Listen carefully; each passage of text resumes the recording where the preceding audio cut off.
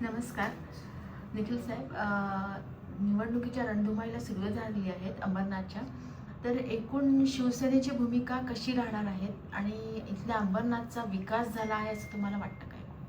अंबरनाथच्या सार्वत्रिक नगर परिषदेच्या निवडणुका येत्या 2 डिसेंबर रोजी होणार आहेत आणि शिवसेनेच्या वतीने तब्बल 29 पॅनलमध्ये सगळीकडे आमचे उमेदवार आहेत आणि शिवसेना नक्कीच विकासाच्या मुद्द्यावरती काम करणार आहे, कारण शिवसेना ही गेल्या 35 वर्षांपासून अंबरनाथमध्ये सत्तेमध्ये आहे.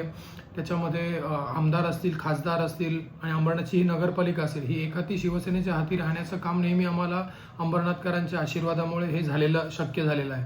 आणि शिवसेनेचं एकंदरीत अंबरनाथ शहरातलं काम बघता मग त्याच्यामध्ये मोठे मोठे प्रकल्प असतील किंवा छोट्या छोट्या वार्डांमधले सगळे विकास कामं असतील, शिवसेनेच्या प्रत्येक नगरसेवकाच्या माध्यमातून केलेली कामं असेल किंवा प्रत्येक मंत्री किंवा आमदारांच्या माध्यमातून, खासदार साहेबांच्या माध्यमातून केलेली कामं असतील.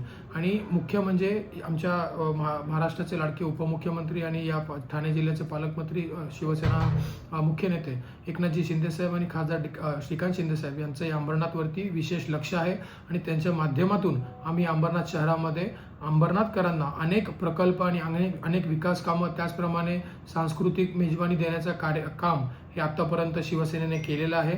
आणि नक्कीच आम्हाला असा आशा आहे की अंबरनाथमध्ये जास्तीत जास्त नगरसेवक हे शिवसेनेचेच निवडून येतील आणि विकासाच्या मुद्द्यावरतीच आम्ही इलेक्शन लढवणार आहोत. बट तुम्हाला वाटतं का इथे पाहिजे तेवढा विकास झाला आहे? बघा, कुठचंही शहर हे अंबरनाथ शहर हे विकसित शहर नसून विकसनशील शहर आहे. विकसनशील शहराची म्हणजे ही वाटचाल चालू आहे. आज अंबरनाथची पूर्वीची परिस्थिती बघता अंबरनाथ नगरी परिषद ही पूर्वी स्थापन 1995ला झाली.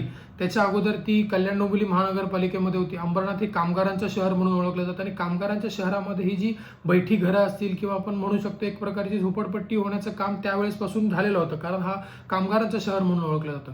आणि अशा ठिकाणी काम करण्याला एक विशेष म्हणजे चॅलेंजेस आम्हाला आलेले होते. तरी आम्ही अंबरनाथ शहरामधले 90% रस्ते हे कॉन्क्रीटचे केलेले आहेत. हे तुम्ही बघत असाल. अंबरनाथ शहरामध्ये अनेक मोठी प्रकल्प, ज्याच्यामध्ये कचऱ्याचे प्रकल्प असतील, घनकचरा प्रकल्प, मोठे नाट्यगृह आपण बघितलं असेल, शूटिंग रेंज असेल, इंटरनॅशनल स्टेडियमचं काम आमच्याकडे चालू आहे. त्याच पद्धतीनं शहरात MPSC UPSC भवन असेल, मेडिकल कॉलेज आमच्या आमदार साहेबांच्या वतीनं इथे अंबरनाथ शहरामध्ये आलेले आहे आणि ते चालू देखील झालेलं आहे. अनेक असे मोठे प्रकल्प अंबरनाथ शहरामध्ये आहे.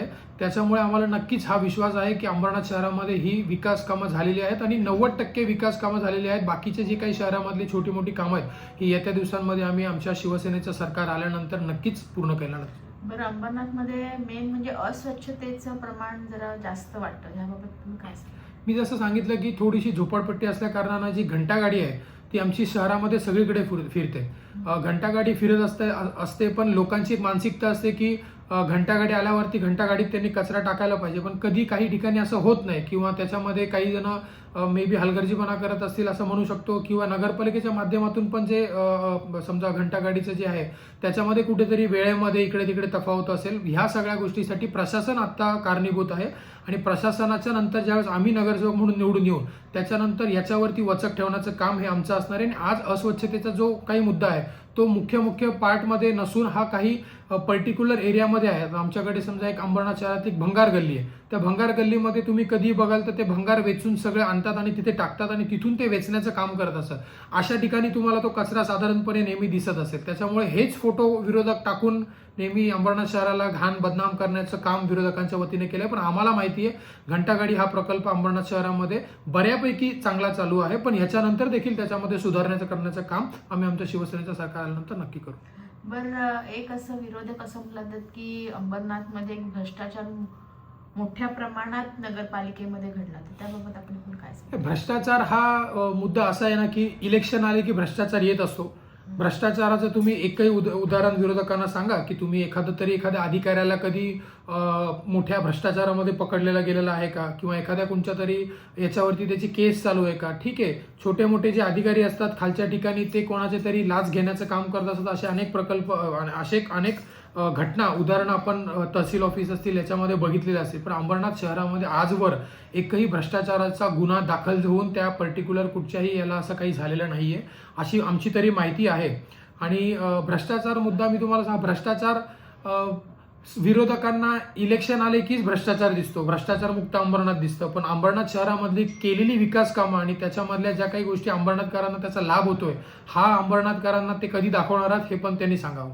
बरं, नगरसेवकांवरती सुद्धा तसे गुन्हे दाखल झालेले आहेत. एखादा तरी नगरसेवकाचं तुम्ही नाव सांगितलं तर बरं होईल. म्हणलं की तशा पद्धतीने शिवसेना त्याच्यामध्ये सहभागी नाही आहे. यास मॅम, शिवसेनेचं सरकार आहे, शिवसेनेचं काम आहे. भ्रष्टाचार हा विषय फार मोठा आहे आणि भ्रष्टाचार आता तुम्ही म्हणत असाल तर मग बाकीचे जे काही राज्य आहेत, बाकीचे जे काही नगरपालिका आहेत, बाकीच्या ज्या काही गोष्टी आहेत, भ्रष्टाचार हा मुद्दा कधीही न संपणारा आहे. त्याच्यामुळे अंबरनाथमध्ये आम्ही कुठच्याही प्रकारच्या अशा गोष्टींना कधी वाव दिलेला नाहीये, तोंड फाडलेलं नाहीये आणि अशा कुठच्याही गोष्टीमध्ये त्याचं अधिकृतरित्या समर्थन हे आमचा पक्ष कधीच करत नाही.